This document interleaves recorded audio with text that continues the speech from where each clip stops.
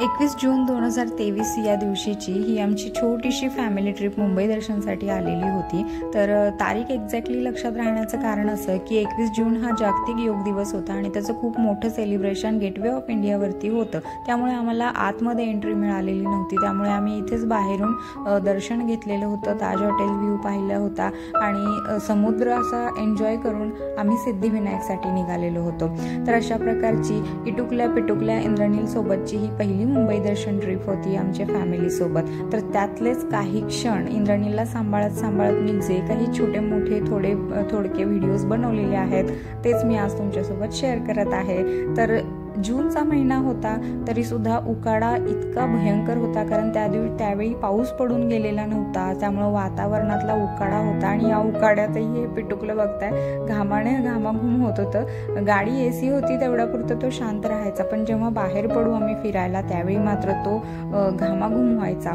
त्याच्या मानानं त्यानं आम्हाला साथ दिलेलीच होती। आणि हा आहे मरीन लाईन्सचा एरिया, तिथे आम्ही फोटोशूट केलेलं होतं, व्हिडिओ बनवण्याची वेळ नव्हती। त्यानंतर आम्ही गिरगाव चौपाटीला आलेलो होतो। इंद्रनीलची खाण्याची वेळ झालेली होती, मी इथं थोडंसं बसून त्याला खायला भरवलेलं होतं आणि बाकीचे सगळे लोक पुढे समुद्र किनाऱ्याची सफर करण्यासाठी गेलेले होते। सो आमचा रेस्ट टाइम होता आणि ह्याच्यामध्ये यांना मी थोडासा व्हिडिओ शूट करायला सांगितलेला होता, पण यांनी सुद्धा कसा बनवलेला आहे व्हिडिओ की इकडून तिकडून त्यांनी कसं व्ह्यू घ्यावा असं गडबडीत त्यांचं झालेलं आहे।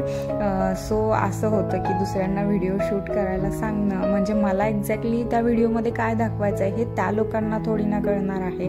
सो माझी सध्या अशी गडबड होते नेहमीच। तर आमच्या ह्या पिटुकल्यासोबत मी व्हिडिओ शूट करण्याचा प्रयत्न करते आणि त्यात हे पिटुकलं कसं गडबड करतंय बघताय तुम्ही। तरीही फोनमध्ये त्याला स्वतःला बघून ना तो थोडासा शांत झालेला होता।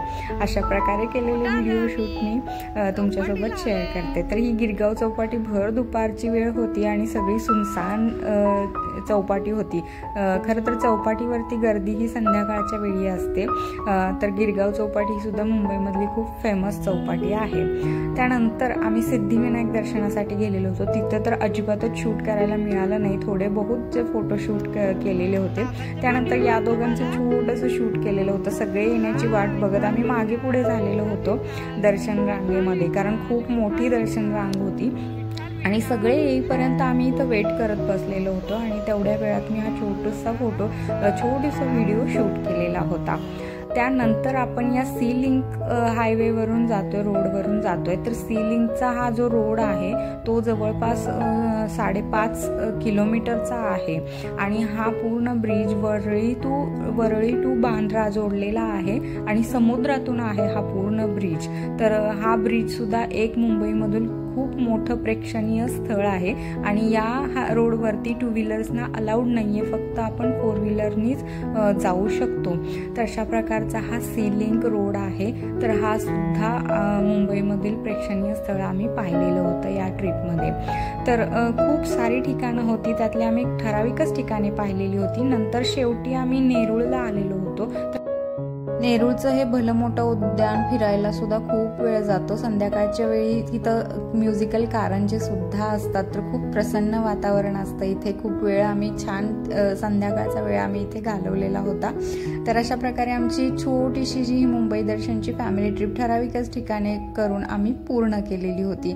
मेन सिद्धिविनायकचंच दर्शन होतं आणि घरी आल्यानंतर ध्रुवची मजा होती, कारण दिदी आलेली होती। दिदी त्याला अभ्यासात मदत करत होती, खेळायला नेत होती, खायला देत होती, त्यामुळे ध्रुवने चांगलाच एन्जॉय केलेला होता। इंद्रनील मात्र निवांत रेस्ट करत होता। आणि अशा प्रकारे ही आमची छोटीशी ट्रिप तुम्हाला कशी वाटली?